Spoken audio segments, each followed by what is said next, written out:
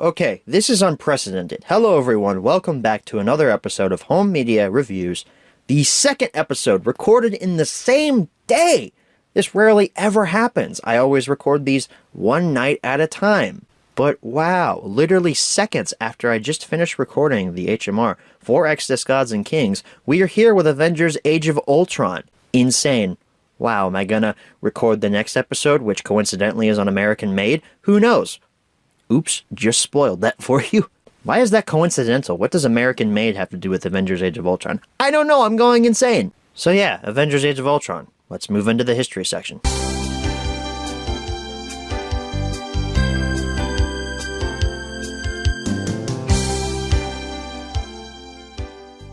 Unlike last week, this will have a more conventional history section. Avengers Age of Ultron, of course, was released multiple times, so let's go ahead and talk about that. This was released theatrically on May 1st, 2015, and you bet your ass I was in that theater opening day watching this movie. I was instantly enthralled by this film. I loved it when I first saw it. Even, I dare say, thought it was better than the original.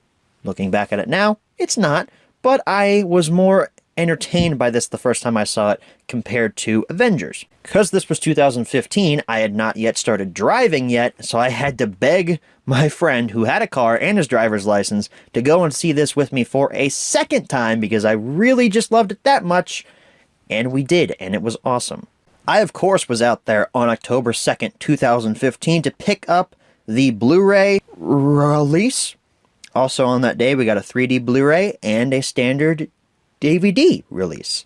I have a funny story about my Blu-ray copy of this, and probably why I'll never get rid of it. For one thing, it has a red Blu-ray case, and that's just cool. But the day this came out, I was leaving for a trip that night to go to Gatlinburg, Tennessee. This was the second year I went to Gatlinburg with my church youth group. I was in high school at the time, and the high school group always went to Gatlinburg for like a fall retreat type thing. One of our leaders was like, "Yo, dude, did you get Age of Ultron?" I'm like, "Yeah, I got it." He goes, "Bring it with you. We're watching it when we get there." And I said, "Okay." So I packed Age of Ultron, and I'd already watched it once that day when I got home from buying it on Blu-ray, and that night we watched it again up in Gatlinburg. So that was pretty sweet. But as per usual, we do have some exclusive versions to talk about. This one isn't exclusive. This is just a little side note here.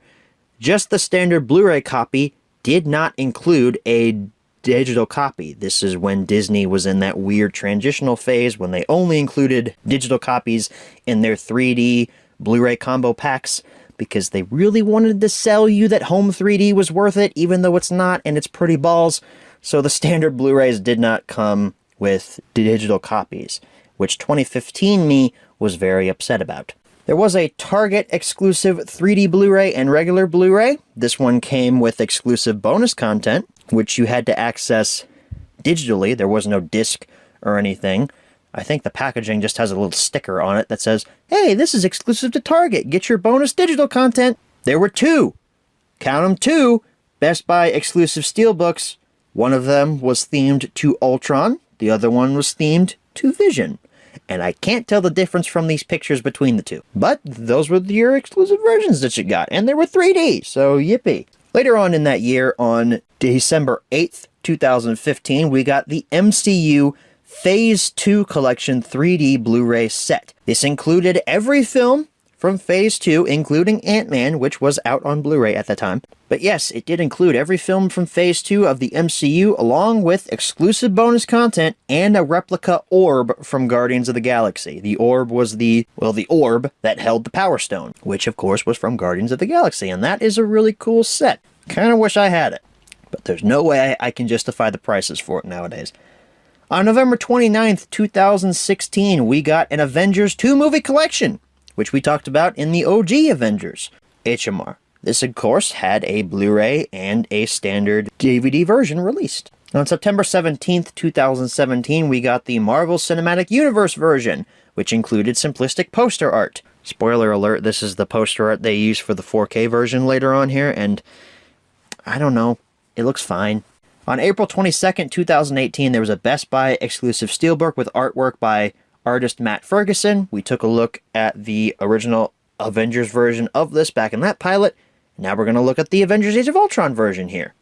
That's what it looks like. It's cool. I picked one up for myself because I wanted the digital copy. The key word there is I like wasting money. Then on August 14th, 2018, the same day as Infinity War released on Blu-ray, we got the 4K release of Avengers Age of Ultron. We got a standard version and a Best Buy Steelbook, which the Steelbook has the better artwork, in my opinion, which is why I bought the Steelbook. On August 13th, 2019, the same day Avengers Endgame released on Blu-ray, we got the Avengers 4-movie collection, Best Buy Steelbook set. This was a set, of course, exclusive to Best Buy that included 4 Steelbooks of Avengers, Age of Ultron, Infinity War, and Endgame, with simplistic Avengers-style poster art for each of the Steelbook. You can see on your screen right now, each Steelbook had a twist on the A symbol for the Avengers logo.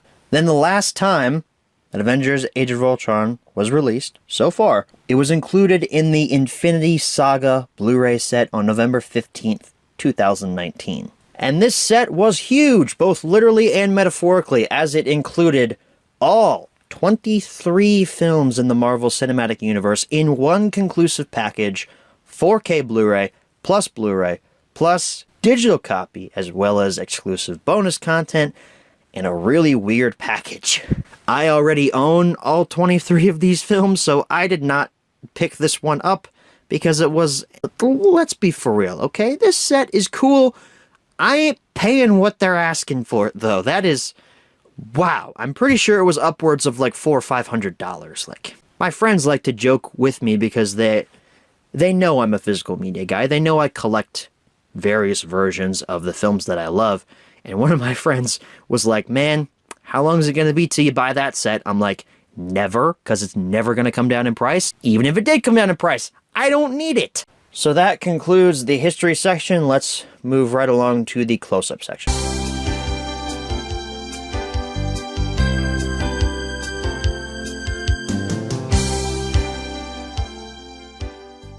Alrighty, everyone. Here's your close-up look at Avengers Age of Ultron. And I figured, you know what?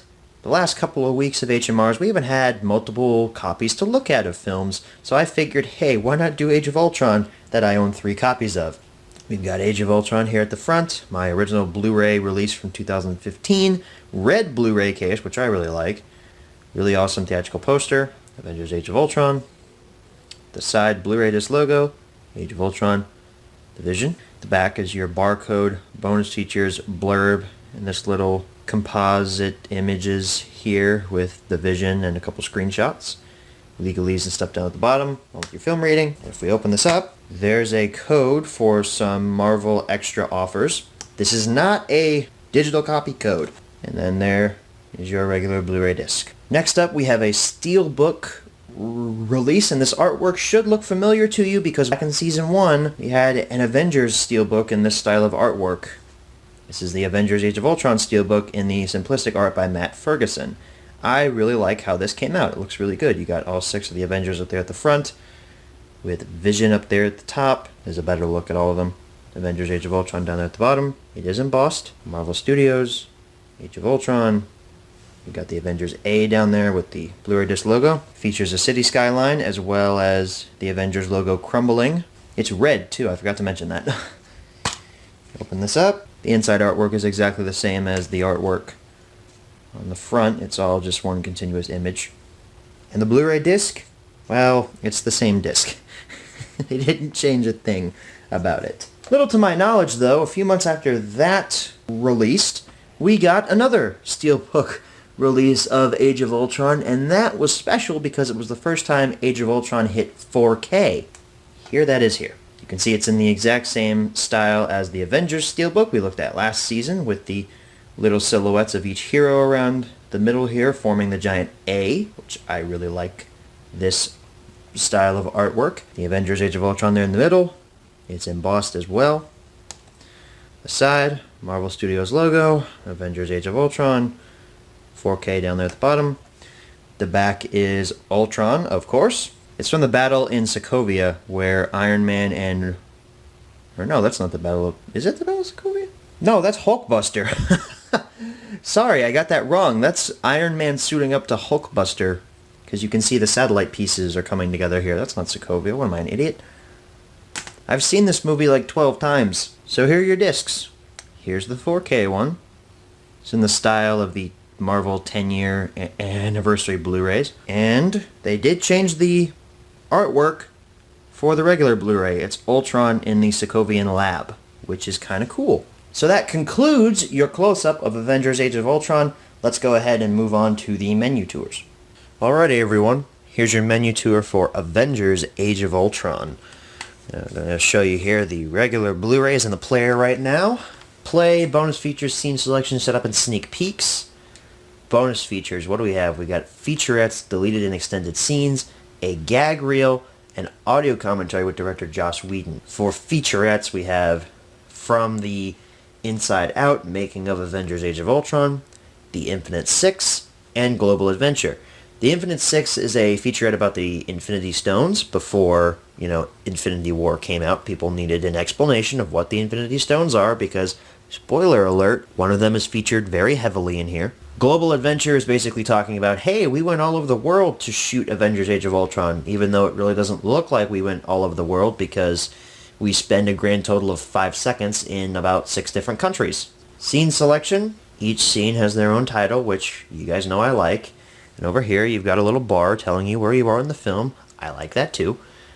14 scenes. That's a little bit on the low side. For setup, spoken languages, we have a 7.1 English mix, an English 2.0 mix, French 5.1, and Spanish 5.1.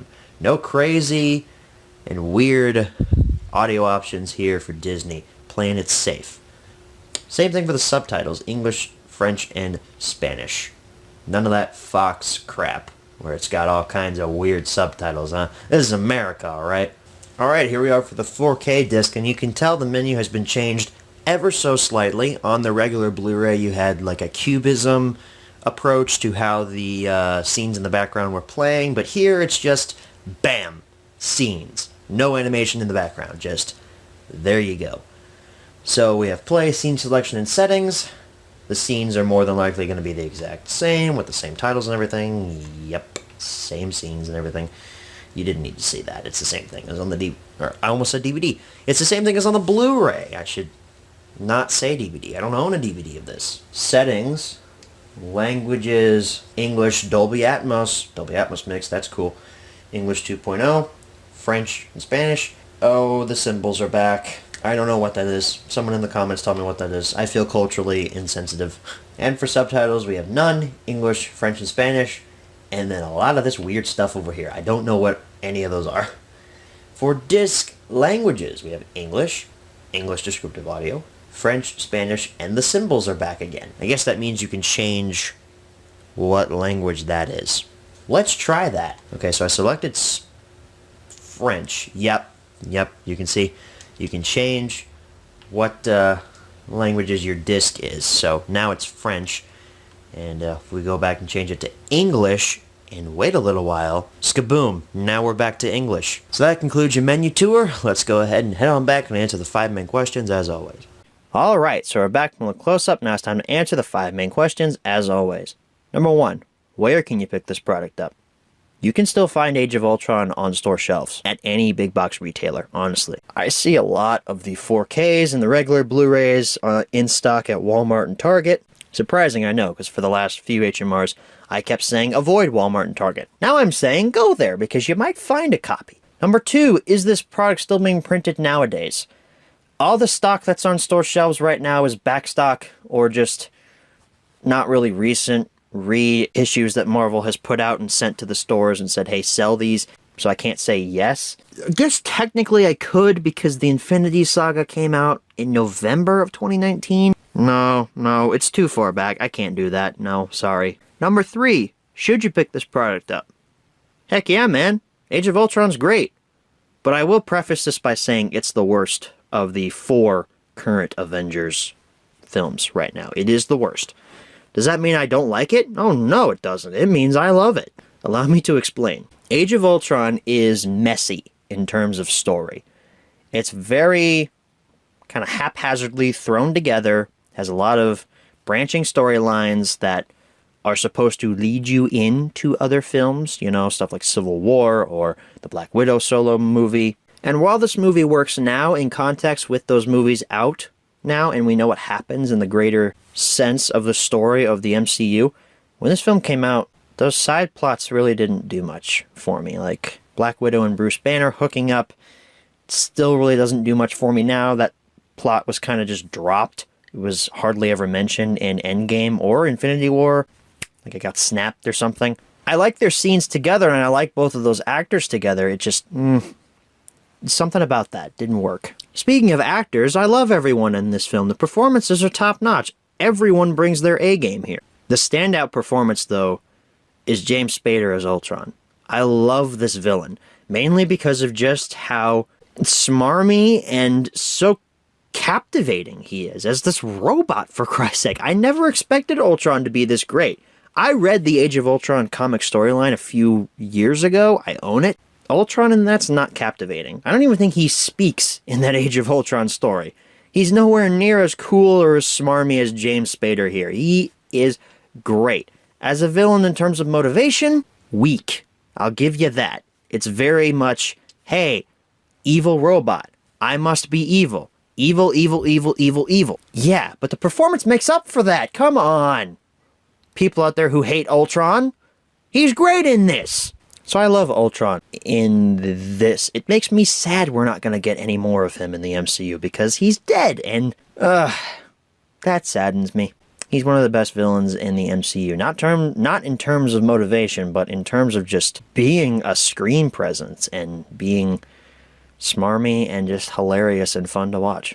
I like everybody else here, as I previously stated. Chris Evans, Robert Downey Jr., Chris Hemsworth, everyone here is great. There's not one person here that really fumbles in terms of performance. I like, though, that this film also gives a little bit more character to Hawkeye. That was a big reaction to the first film, which was, hey, Hawkeye is like nothing. But now here we learn that, hey, Hawkeye is something. And a lot of people like to dog on Jeremy Renner. I like Jeremy Renner as Hawkeye. He's pretty great in this. I keep saying that about every performance. They're pretty great. He's pretty great.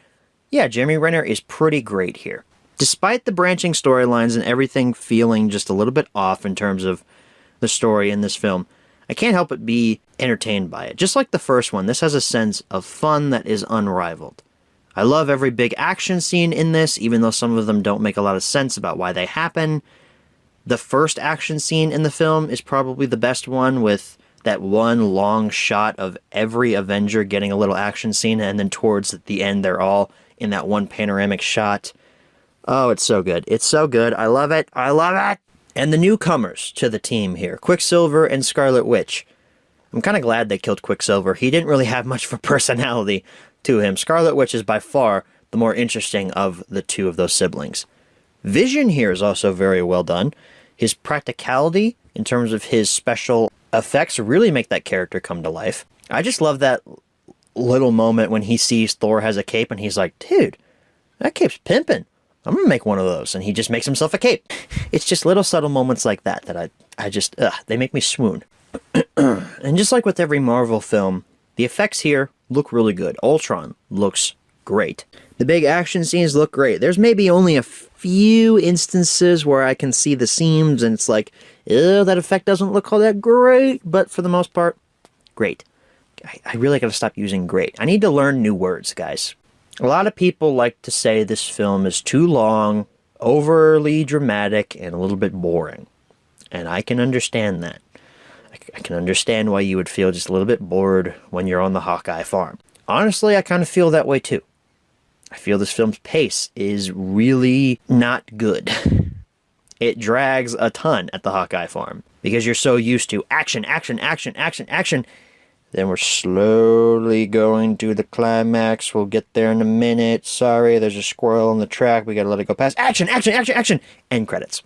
What they should have done is sparse out the action scenes, you know? Maybe an action scene here, dramatic scene here, action scene, dramatic scene, action scene, dramatic scene. There just needed to be a little bit more variety in terms of what was going on screen, other than just, hey, let's beat up this guy. Okay, we're going to stop for 5 minutes. Hey, let's beat up this guy. Okay, beat up this guy. Okay, now we're at the Hawkeye farm, and we're going to spend literally like a half hour just sitting around. It drags on repeat viewings, but I still kind of enjoy it. The performances carry me through that laggy portion of the film.